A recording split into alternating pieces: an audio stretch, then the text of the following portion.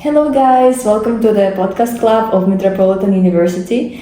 And my name is Kate, and today we have a guest, and we will discuss a lot of things about Hungary, about a special major of this person. And welcome Dusa.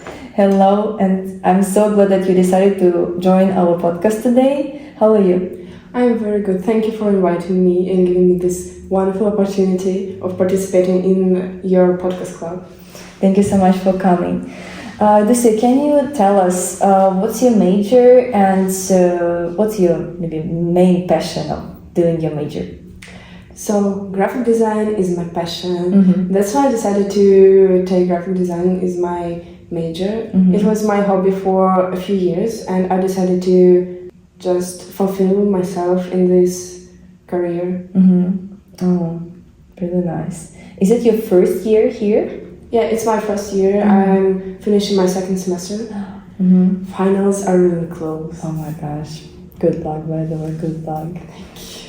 Do you have maybe some specific projects that you have done recently and you're like most proud of in your major? Actually, yes. It's magazine covers. So I've never had typography lessons before, and this year was really special because I get to know this area of graphic design, and our teacher gave us a very interesting task of designing magazine covers, and we could even come up with our own ideas for a magazine. So I came up with the fashion of Central Asia, and I just looked through many clothing brands. I asked my friends, you too, to recommend me something, and so my magazine is called Kasik. It's one of the few words that I know in Kazakh language, and it means spoon. Okay. Because the teacher said that we don't need to spend a lot of time thinking about the name. We just need to get to the designing part. And I think that it's a very great idea doing a magazine about Central Asian fashion, because not many people know about this region of the world, and it's a great opportunity to show everyone that this region has a lot to offer, lots of beautiful, stunning, colorful clothing pieces with interesting patterns. Have you ever been in Central Asia by yourself, or is just the inspiration that you were like asking others and like, okay, yeah, I want to do it about Central Asia, or you have been there by yourself? Actually, no, I've never been there. However, I'm going to Uzbekistan soon. Oh. But I have a friend from Kazakhstan. We were classmates, and I also met a lot of people from Central Asia here, because when you study in English, you meet a lot of people from different countries, and you live in this international space. Wow. So you will go to Uzbekistan because you got inspired by your magazine, right? Yes. Okay. You can show this magazine to others in Uzbekistan, so like, look, I have done it because of you. Yeah, exactly. I'm going to do that. Maybe I'd get a cup of tea. Yeah, for sure. Nice. And so you're studying in Metropolitan University in Budapest, but why specifically you decided to go to this university, or in a whole, like to the country, like to Hungary? So at first I wanted to do something connected with illustration, for example, comics, book covers. However, there is no illustration major in English in Europe, and countries like United States or United Kingdom are very expensive. So I decided to pick a slightly different major, but that still opens a lot of opportunities because you draw and design, and Hungary is just not that expensive. Yeah, okay. And do you like Hungary, or have you been to other cities in Hungary, or a part of Budapest? Yeah, I really like Budapest. Public transport here is wonderful.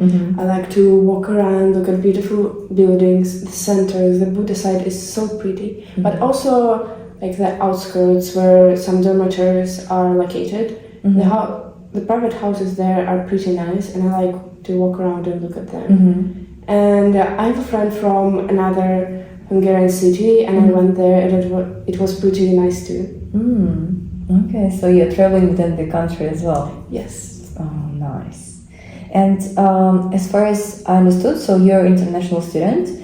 And so do you know some other languages except of your mother tongue and English, or you're studying like only in English and you know only this language? So I know only 2 languages, and I decided that I want to learn a new one, but it would be pretty dumb to learn just a random language that I'm not really going to use. So I decided to learn Hungarian. I'm taking it as an optional course, and also it already helps me a lot to navigate the city, because not a lot of people know English, and also I just don't want to stay in this bubble of, I don't know, Russian-speaking people or just people from university, and I want to know the place better. Yeah. Is it hard for you to learn it, or you already adapted to like the rules or maybe the main grammar of the language? How you will describe it? Actually, I think that Hungarian is a pretty logical language, and it's very interesting to see how words are formed. It's something like math, because you take a root, then you place a plus, and then some suffix that has a special meaning. You just create really, really big, enormous words. So it's a lot of fun. Wow. Are you planning to maybe learn other languages, or you want to stick to this Hungarian, English, and combination of languages? I was thinking about learning a language from a Slavic language group, because I can understand other Slavic languages a little bit, but it would be still interesting to be able to speak them, not to only understand a little bit. Yeah, that's true. Okay, yeah, nice. Okay, so thank you so much, Lucy, for coming today, and I really appreciate the fact that you decided to go and spend time with us on this podcast.